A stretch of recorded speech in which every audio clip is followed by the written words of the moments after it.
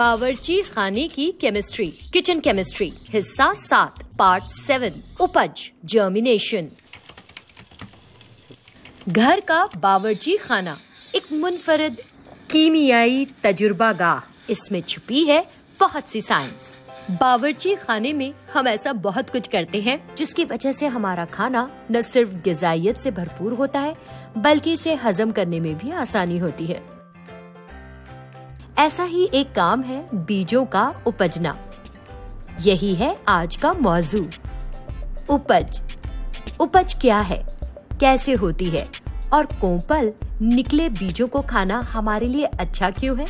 आइए इन चंद सवालात के जवाबात हासिल करने के लिए तहकीक करते हैं। आइए शुरू करते हैं कुछ बीजों के कोंपल निकाल के। हमने लिए हैं कटोरी भर चने। अगर आप चाहें तो राजमा, लोबिया, मूंग, दाल मूठ या कोई भी बीज ले सकते हैं। चनों को धोकर पानी में डुबो देते हैं। चंद घंटों में बीज पानी जज्ब करके फूलने लगे हैं, वो बड़े हो गए हैं। पानी निकालकर बीजों को 3 हिस्सों में तकसीम करते हैं।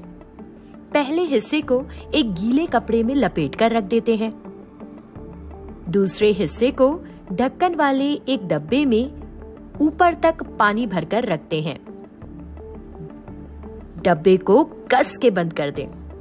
तीसरे हिस्से को यूं ही बाहर खुला छोड़ देते हैं।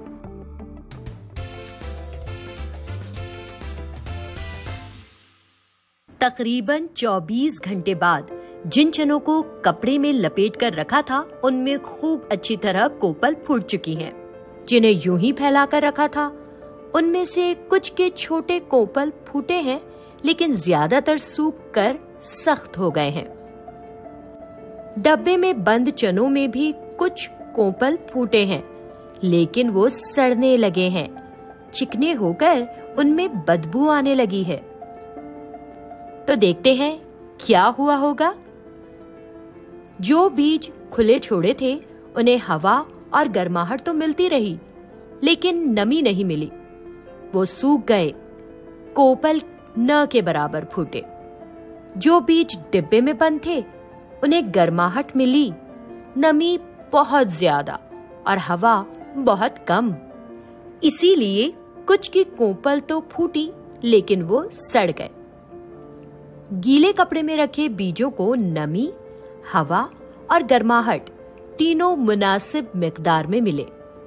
बीज के उपजने के लिए नमी, हवा और गर्माहट तीनों ही जरूरी होते हैं।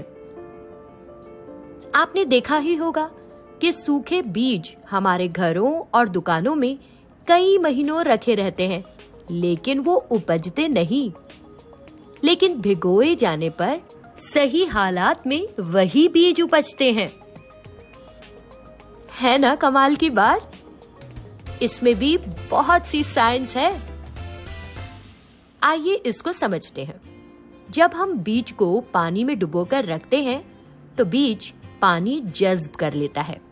बीज फूल जाता है, उसका बैरूनी सख्त छिलका खुल जाता है। बीज के अंदर नशोनुमा शुरू होती है। एक छोटी सी कोंपल बाहर आती है। आहिस्ता आहिस्ता ये कोंपल और लंबी होती है और आगे चलकर पौधे की जड़ बनती है।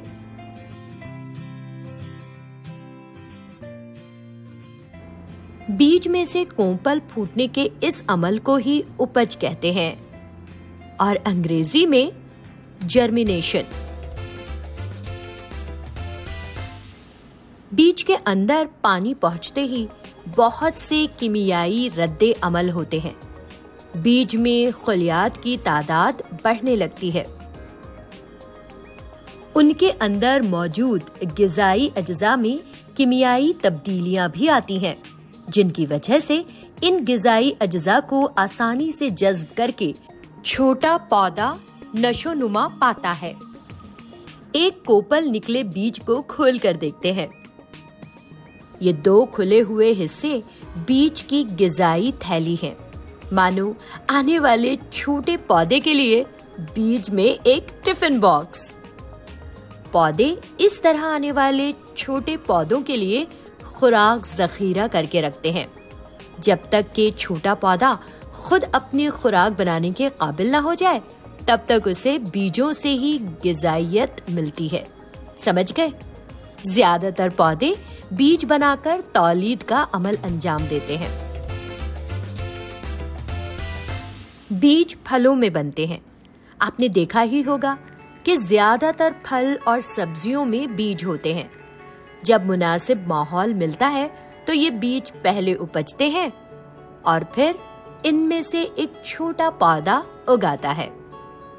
इसी तरह पौधों की जिंदगी का चक्कर चलता रहता है। हिंदुस्तान और बहुत से मुमालिक में कोपल निकले बीज खाए जाते हैं। सब्जी खोरों के लिए तो ये प्रोटीन का एक अहम जरिया है। बीजों में कोपल निकाल कर खाने के बहुत से फायदे हैं। कोपल निकले बीजों में मादानियात और विटामिन भी काफी मिकदार में पाए जाते हैं। इसकी वजह से वो ज्यादा ग़िज़ाइयत से भरपूर होते हैं और खाना पकाने का वक्त भी बच जाता है। और कोपल निकले बीजों को कच्चा भी खाया जा सकता है। कोपल निकले बीज बहुत आसानी से हजम किए जा सकते हैं, जबकि बीजों को बगैर कोपल निकले पकाकर खाना कई बार बदहजमी का बायस बनता है। अब आपके लिए एक काम, उन बीजों की फहरिस्त बनाएं जो आपके घर में कोपल निकाल कर खाए जाते हैं।